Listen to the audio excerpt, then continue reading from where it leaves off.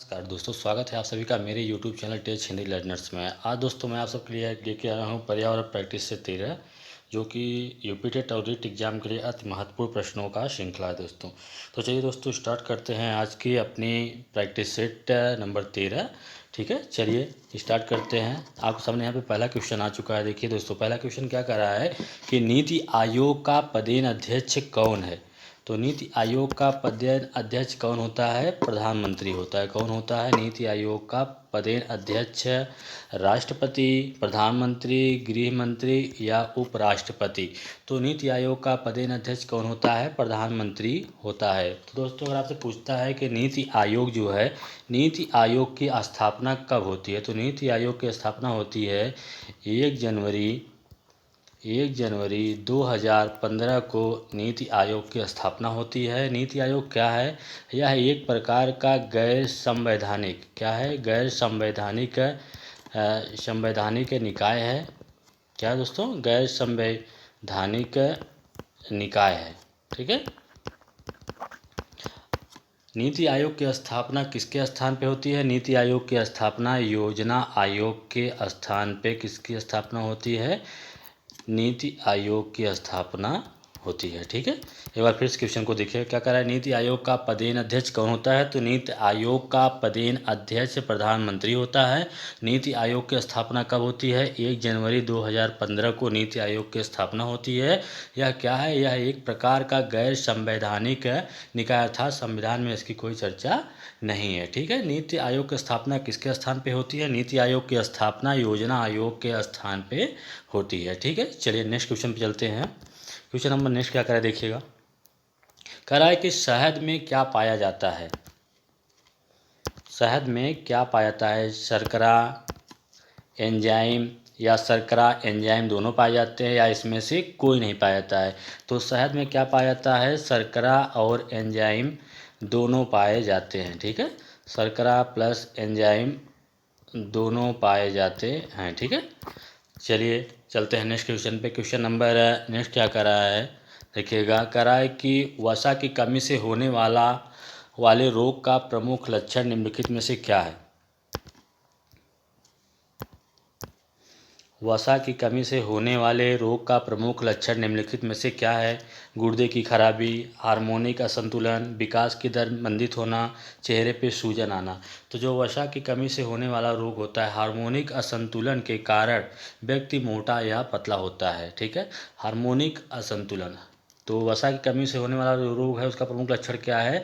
Harmonic असंतुलन हो जाता है। ठीक है, और हार्मोनिक असंतुलन होने के कारण ही आदमी क्या होता है? व्यक्ति मोटा या पतला होता है। ठीक है, व्यक्ति मोटा या पतला, व्यक्ति मोटा या पतला किसके कारण होता है? हार्मोनिक असंतुलन के कारण होता है। हार्मोनिक असंतुलन किसके कारण होता है? वसा की कमी के कारण होता है। तो क्वेश्चन 3 का राइट आंसर क्या होगा? ऑप्शन नंबर 3, हार्मोनिक असंतुलन के कारण। ठीक है, चलिए नेक्स्ट क्वेश्चन पे चलते हैं। क्वेश्चन नंबर नेक्स्ट क्या कर रहा है, निम्नलिखित में से कौन सा जानवर अंडा देता है? ठीक है, व्हेल मछली, पेंगुइन, डॉल्फिन या स्लॉथ, इसमें से कौन सा ऐसा है जो क्या करता है? अंडा देता है। ठीक है, तो अंडा देने वाला इसमें से कौन सा जानवर ऐसा है जो अंडा देता है? तो पेंगुइन जो है वो अंडा देता है। बाकी व्हेल हुआ या डॉल्फिन या स्लॉथ, ये सब क्या देते हैं? बच्चे देते हैं। तो इसका जो राइट आंसर होगा क्या होगा? ऑप्शन नंबर सेकंड हो जाएगा। पेंगुइन जो होता है वो क्या करता है? अंडे देता है। ठीक है, चलिए नेक्स्ट क्वेश्चन पे चलते हैं। क्वेश्चन नंबर नेक्स्ट क्या कर रहा है, कौन सा रोग विटामिन की कमी से नहीं होता है?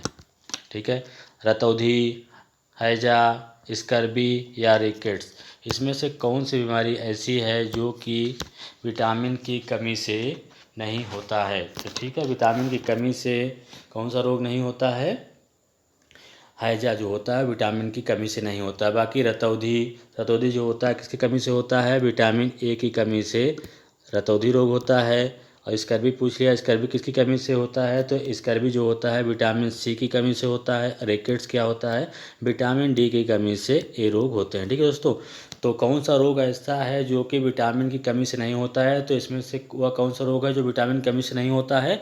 तो हैजा रोग है। तो ऑप्शन नंबर सेकंड क्या है इसका राइट आंसर हो जाएगा। हैजा रोग जो है वो विटामिन की कमी से नहीं होता है, जबकि रतौंधी, स्कर्वी या रिकेट्स जो होते हैं वो सभी क्या होते हैं? विटामिन की कमी से होने वाले रोग हैं। ठीक है, चलिए नेक्स्ट क्वेश्चन पे चलते हैं। क्वेश्चन नंबर नेक्स्ट क्या करा है देखिएगा।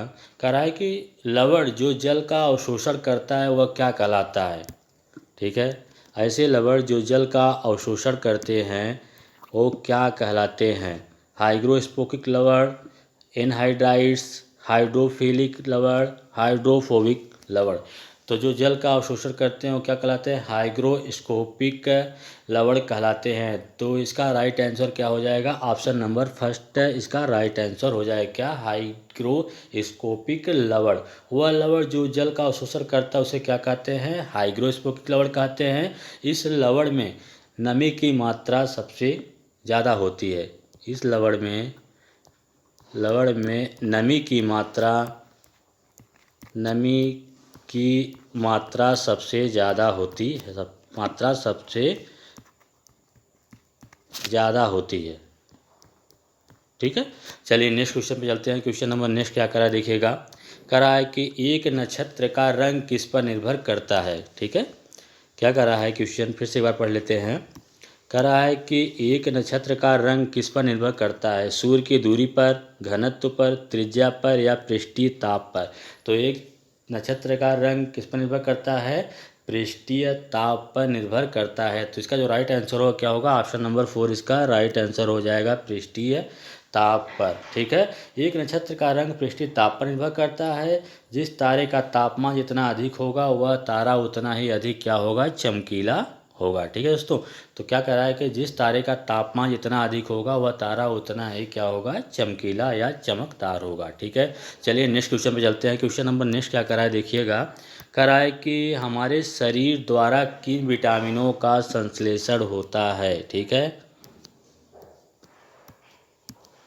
हमारे शरीर द्वारा किन विटामिनों का संश्लेषण होता है?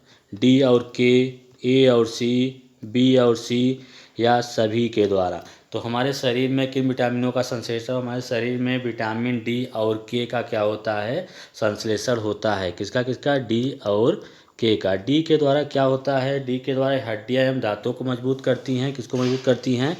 हड्डियां और दांत को मजबूत करती हैं। और जो विटामिन के होता है ये रक्त का थक्का जमने में सहायता करता है। ठीक है, रक्त का थक्का बनाने में क्या करता है? सहायता करता है। ठीक है, तो जो क्वेश्चन नंबर 8 है, हमारे शरीर के द्वारा किन विटामिनों का संश्लेषण होता है? तो विटामिन डी और के का। तो इसका जो राइट आंसर हो जाएगा क्या होगा? ऑप्शन नंबर फर्स्ट इसका राइट आंसर हो जाएगा। ठीक है, चलिए नेक्स्ट क्वेश्चन पे चलते हैं। क्वेश्चन नंबर नेक्स्ट क्या कर रहा है देखिएगा। हमारे आसपास पाए जाने वाले जानवरों में किन जानवरों का मनोरंजन के लिए भी उपयोग किया जाता है? ऐसा कौन सा जानवर है जिसका उपयोग मनोरंजन के लिए भी किया जाता है? तो क्या है? कुत्ता, खरगोश, बिल्ली, बंदर। तो इसमें से जो एक ऐसा जानवर जो बंदर है इसका यूज़ किसके लिए करते हैं? मनोरंजन के लिए भी यूज किया जाता है। ठीक है, तो इसका जो राइट आंसर होगा क्या होगा? ऑप्शन नंबर 4 इसका राइट आंसर हो जाएगा। ठीक है, चलिए नेक्स्ट क्वेश्चन पे चलते हैं। क्वेश्चन नंबर नेक्स्ट क्या कर रहा है। जूट का रेशा जूट के पौधे के किस भाग से प्राप्त होता है? ठीक है, जूट का रेशा जूट के पौधे के किस भाग से प्राप्त होता है? जड़, तना, फूल, पत्ते। तो जो तना होता है, जूट का पौधा किससे प्राप्त होता है? तना से प्राप्त होता है। ठीक है दोस्तों, तो इसका जो राइट आंसर होगा क्या होगा? ऑप्शन नंबर सेकंड इसका राइट आंसर हो जाएगा। तना से प्राप्त होता है। जूट जो होता है, जूट का इसका उपयोग क्या करने के लिए करते हैं? जूट का जो रेशा होता है इसका उपयोग किस लिए किया जाता है? इसका उपयोग चटाई बनाने के लिए, दरी बनाने के लिए, चटाई, दरी, बोरी, कपड़े इत्यादि बनाने के लिए इसका उपयोग करते हैं। ठीक है, जूट उद्योग के मामले में जो आपका पश्चिम बंगाल है, जूट उद्योग के मामले में पश्चिम बंगाल जो है वो पहले स्थान पे है। पश्चिम बंगाल जो है वो किस फर्स्ट स्थान पे है। ठीक है दोस्तों, तो चलिए नेक्स्ट क्वेश्चन पे चलते हैं। क्वेश्चन नंबर नेक्स्ट क्या करा है देखिएगा। करा है कि उत्तर प्रदेश में चरकुला नृत्य का प्रचलन कहाँ है। ठीक है, उत्तर प्रदेश में चरकुला नृत्य का प्रचलन कहाँ पे है। ब्रज में, बुंदेलखंड, अवध, हस्तिनापुर। तो जो चरकुला नृत्य है उसका प्रचलन कहाँ पे है, ब्रज में है। ठीक है, तो इसका जो राइट आंसर होगा क्या होगा, ऑप्शन नंबर फर्स्ट हो जाएगा, ब्रज में। ब्रज में चरकुला के अलावा कौन से नृत्य हैं, तो रास नृत्य है और मयूर नृत्य भी कहाँ का है, ब्रज का।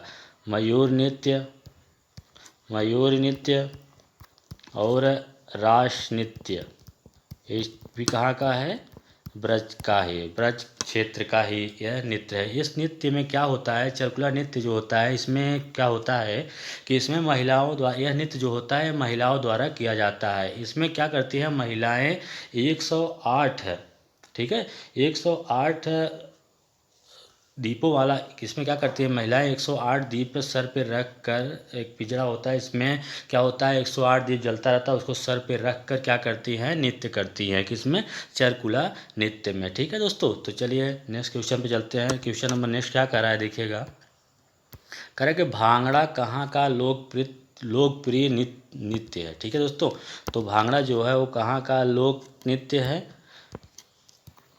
हरियाणा, चंडीगढ़, पंजाब, गुजरात। तो भांगड़ा कहाँ का लोक नृत्य है, भांगड़ा आपका पंजाब का लोक नृत्य है। कहाँ का, पंजाब का। तो इसका जो राइट आंसर हो क्या होगा, ऑप्शन नंबर थर्ड इसका राइट आंसर हो जाएगा। हरियाणा जो है उसमें वहाँ पे कौन सा लोक नृत्य है, तो हरियाणा का घूमर लोक नृत्य प्रसिद्ध है। क्या है, घूमर लोक नृत्य है। और अगर आपसे गुजरात का पूछता है तो गुजरात में कौन सा है, गरबा, गरबा गुजरात का लोक नृत्य है। ठीक है दोस्तों, तो चलिए नेक्स्ट क्वेश्चन पे चलते हैं। क्वेश्चन नंबर नेक्स्ट क्या करा है देखिएगा। करा है कि मानस पशु विहार, मानस पशु विहार किस राज्य में स्थित है। मानस पशु विहार कहाँ पे स्थित है, राजस्थान, असम, झारखंड, छत्तीसगढ़। तो मानस पशु विहार कहाँ स्थित है, असम राज्य में स्थित है। ठीक है दोस्तों, तो असम राज्य में एक कहाँ पे स्थित है, असम राज्य में बारपेटा जिले में। कहाँ पे, बारपेटा जिले में स्थित है। कहाँ पे, बारपेटा जिला है असम राज्य में, जहाँ पे क्या है आपका मानस पशु विहार स्थित है। यह मानस पशु विहार में क्या कौन कौन से जानवर पाए जाते हैं, यह हाथी, जंगली भैंसे, हाथी,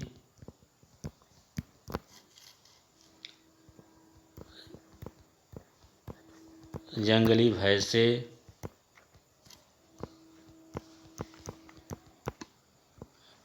भैंसे इत्यादि इसमें पाए जाते हैं। ठीक है दोस्तों, चलिए नेक्स्ट क्वेश्चन पे चलते हैं। गैंडा भी क्या पाया, कहाँ पे पाया जाता है। ठीक है, चलिए नेक्स्ट क्वेश्चन पे चलते हैं। क्वेश्चन नंबर नेक्स्ट क्या करा है देखिएगा। करा है कि वर्तमान में भारत के किस स्थान को सफ़ेद पानी के नाम से जाना जाता है। वर्तमान में भारत में कौन सा ऐसा स्थान है जिसे क्या कहते हैं, सफ़ेद पानी के नाम से जाना जाता है। ठीक है, लेह, लद्दाख, कारगिल, सियाचिन। तो सियाचिन को जो है किस नाम से जाना जाता है, सफ़ेद पानी के नाम से जाना जाता है। किसको, सियाचिन को। क्यों भैया सियाचिन को सफ़ेद पानी के नाम से जाना जाता है, तो इसको समझने की कोशिश करते हैं। क्योंकि यह पूरे वर्ष भर बर्फ़ से ढका रहता है। क्या होता है, वर्ष भर, क्या होता है, वर्ष भर बर्फ़ से ढका रहने के कारण क्या कहते हैं, इसे सफ़ेद पानी कहा जाता है। ठीक है दोस्तों, तो चलिए नेक्स्ट क्वेश्चन पे चलते हैं। क्वेश्चन नंबर नेक्स्ट क्या करा है देखिएगा। करा है कि वर्षा को वर्षा की बूंदें किस बल के कारण नीचे गिरती हैं। वर्षा की जो बूंदें होती हैं वो किस बल के कारण पृथ्वी पे गिरती हैं। ठीक है, वर्षा की बूंदें किस बल के कारण पृथ्वी पर गिरती है, आकर्षण बल, गुरुत्व बल, ज्वारीय बल या अपकेंद्री बल। तो वर्षा की जो बूंदें होती हैं किसके कारण पृथ्वी पर गिरती हैं, गुरुत्व बल के कारण वो पृथ्वी पर गिरती हैं। और क्या कारण है, जब वायुमंडल में जल का संघनन होता है, वायुमंडल सबसे पहले क्या होता है, जल का संघनन होता है, तो उसकी बूंदें जो होती हैं वो क्या होती हैं, एक जगह क्या होती है, इकट्ठे हो जाती हैं। और इकट्ठे होती रहने से क्या होता है, धीरे धीरे उनका भार जो होता है वो क्या होता है, बढ़ जाता है। तो जो कि गुरुत्वाकर्षण बल के कारण ये बूंदें क्या होती हैं, नीचे गिर जाती हैं। ठीक है, इसी बूंदे के नीचे गिरने को ही क्या कहते हैं, वर्षा कहते हैं। ठीक है दोस्तों, चलिए नेक्स्ट क्वेश्चन पे चलते हैं हम। क्वेश्चन नंबर नेक्स्ट क्या कर रहा है, परितंत्र में ऊर्जा का प्राकृतिक स्रोत क्या है। परितंत्र में ऊर्जा का प्राकृतिक स्रोत क्या है। वनस्पति, सूर्य का प्रकाश, परमाणु ऊर्जा, भोजन। तो इसमें से क्या आपका राइट आंसर होगा। सूर्य का प्रकाश जो होता है वो क्या है, प्राथमिक स्रोत होता है। कहाँ पे, परितंत्र में। ठीक है दोस्तों, तो यही सूर्य के प्रकाश के कारण पेड़ पौधे क्या होते हैं, अपने भोजन का निर्माण भी करते हैं। प्रकाश संश्लेषण की जो क्रिया पौधे करते हैं वो किसके उपस्थिति में करते हैं, सूर्य के प्रकाश में ही करते हैं। ठीक है दोस्तों, तो चलिए नेक्स्ट क्वेश्चन पे चलते हैं। क्वेश्चन नंबर नेक्स्ट क्या करा है देखिएगा, कह रहा है कि प्रकाश संश्लेषण प्रक्रिया में किस रंग के प्रकाश का सर्वाधिक योगदान होता है। प्रकाश संश्लेषण की क्रिया में किस रंग का सर्वाधिक योगदान होता है। हरा, पीला, लाल, बैंगनी। तो इसमें से जो आपका राइट आंसर होगा, जो लाल रंग होता है वो प्रकाश संश्लेषण की प्रक्रिया में सर्वाधिक योगदान देता है। वो कौन सा कलर होता है, रेड कलर। अर्थात लाल कलर जो होता है प्रकाश संश्लेषण की क्रिया में सर्वाधिक योगदान देता है। और सबसे कम पूछ लिया है तो सबसे कम कौन सा देता है, बैंगनी जो होता है वो सबसे कम योगदान देता है। सबसे कम योगदान किसका होता है, बैंगनी रंग का सबसे कम योगदान होता है। ठीक है दोस्तों, तो चलिए नेक्स्ट क्वेश्चन पे चलते हैं। नेक्स्ट क्वेश्चन क्या करा है देखिएगा, निम्नलिखित में से कौन कृत्रिम पारिस्थितिक तंत्र है। इसमें से 4 ऑप्शन दे रखा है, उस हिसाब से पूछ रहा है कि इसमें से कौन सा कृत्रिम पारिस्थितिकी तंत्र है। धान का खेत, भारी जल, ध्रुव अमोनिया, ध्रुव हाइड्रोजन। तो इसमें से जो धान का खेत है, धान का खेत क्या होता है, यह कृत्रिम पारिस्थितिकी तंत्र होता है। तो इसका जो राइट आंसर हो क्या होगा, ऑप्शन नंबर फर्स्ट क्या हो जाएगा, धान का खेत है कृत्रिम पारिस्थितिकी तंत्र है। इसमें क्या होता है, धान के खेत में, धान के खेत में से छोटे जीवों से लेकर बड़े जीव भी होते हैं जो आपस में मिलकर परितंत्र का निर्माण करते हैं। ठीक है दोस्तों, छोटे और बड़े जीव सभी होते हैं किसमें, धान के खेत में, जो कि एक परितंत्र का निर्माण करते हैं। ठीक है, चलिए नेक्स्ट क्वेश्चन पे चलते हैं। क्वेश्चन नंबर 19 क्या कर रहा है, वनों के महत्व का कारण है। क्वेश्चन पढ़िएगा एक बार फिर से। कह रहा है कि वनों के महत्व का कारण है, green gold, green house, green silver और ग्रीन आइलैंड। तो वनों के महत्व का कारण क्या है, ग्रीन हाउस है। ठीक है दोस्तों, क्या है वनों के महत्व का कारण, ग्रीन हाउस है। तो इसका राइट आंसर क्या होगा, ऑप्शन नंबर सेकंड इसका राइट आंसर हो जाएगा। ग्रीन हाउस जो है वनों के महत्व का कारण है। ग्रीन हाउस की बढ़ती समस्या, यदि वनों का विकास इसी तरीके से होता रहा तो यह समस्या और बढ़ जाएगी और मानव जीवन क्या होगा, खतरे में पड़ जाएगा। ठीक है दोस्तों, अगर जो वनों की कटाई इसी तरीके से हो रही है, वनों का विनाश कर दिया जा रहा है कहीं पे औद्योगिक धंधों के लिए या नागरिकरण के लिए, तो दोस्तों अगर इसी तरीके से वनों का विकास होता रहा तो क्या हो जाएगा, ग्रीन हाउस की जो समस्या ज़्यादा बढ़ जाएगी और क्या हो जाएगा, मानव जीवन जो है वो क्या हो जाएगा, खतरे में पड़ जाएगा। ठीक है, चलिए नेक्स्ट क्वेश्चन पे चलते हैं। क्वेश्चन नंबर नेक्स्ट क्या करा है देखिएगा, करा कि अंतर्राष्ट्रीय स्तर पर वन्य जीवों की सुरक्षा हेतु संस्था, अंतर्राष्ट्रीय स्तर पर वन्य जीव जो होते हैं उनकी सुरक्षा के लिए कौन सी संस्था ऐसी है जो उनके लिए कार्य करती है। ठीक है दोस्तों, कौन सी संस्था है, IUCN, यूनिसेफ, IUPAC, WHO। तो इसमें से जो IUCN है, international union for conservation of nature है, ये क्या करता है, अंतर्राष्ट्रीय स्तर पर वन्य जीवों की सुरक्षा करता है। कौन, international union for conservation of nature. ठीक है दोस्तों, तो इसकी स्थापना कब होती है, तो इसकी स्थापना होती है 1948 में। कब होती है, 1948 में इसकी स्थापना होती है। ठीक है, और इसका मुख्यालय कहाँ, अगर पूछ लेता है कि IUCN जो है उसका मुख्यालय कहाँ है, तो इसका मुख्यालय कहाँ पे है, स्विट्जरलैंड में। कहाँ पे है, स्विट्जरलैंड में इसका मुख्यालय है। ठीक है दोस्तों, तो फिर क्वेश्चन देखिएगा, कह रहा है कि अंतर्राष्ट्रीय स्तर पर वन्य जीवों की सुरक्षा हेतु संस्था international union for conservation of nature, इसकी स्थापना कब होती है, 1948 में स्थापित होता है। इसका जो वो क्या कहते हैं, इसका मुख्यालय कहाँ पे है, स्विट्जरलैंड में इसका मुख्यालय है। ठीक है, तो इस क्वेश्चन का राइट आंसर क्या होगा, ऑप्शन नंबर फर्स्ट इसका राइट आंसर हो जाएगा, IUCN। ठीक है, चलिए नेक्स्ट क्वेश्चन पे चलते हैं। नेक्स्ट क्वेश्चन क्या कर रहा है, जंग लगने के लिए अनिवार्य तत्व। तो आप देखते होंगे कि जो लोहा होता है उसमें कभी कभी जंग लग जाता है, तो जंग लगने का कारण क्या होता है, क्यों लोहे पे जंग लगता है। ठीक है दोस्तों, कहीं भी जंग लगने का कारण क्या होता है, ऑक्सीजन, नमी, ऑक्सीजन और नमी दोनों या इसमें से कोई नहीं। तो जंग लगने का प्रमुख कारण क्या होता है दोस्तों? ऑक्सीजन और नमी दोनों क्या होते हैं? जंग लगने के कारण होते हैं। ऑक्सीजन प्लस नमी क्या होता है? जंग लगने का कारण होता है। तो इसका जो राइट आंसर क्या होगा? ऑप्शन नंबर 3 इसका राइट आंसर हो जाएगा। तो जंग से बचाने के लिए, अगर जंग से बचाव करना है तो उसके लिए क्या करता है? जस्ते की परत चढ़ा दी जाती है। किसकी? जस्ते की परत जो होती है उसको क्या कहता है? चढ़ा देने से क्या होता है? जंग नहीं लगता है। ठीक है, चलिए नेक्स्ट क्वेश्चन पे चलते हैं। क्वेश्चन नंबर नेक्स्ट क्या करा देखिएगा। थैंक यू दोस्तों, आज के लिए इतना ही। अगर मेरा वीडियो आपको अच्छा लगा हो तो लाइक एंड सब्सक्राइब करना ना भूलें दोस्तों। चलिए, थैंक यू।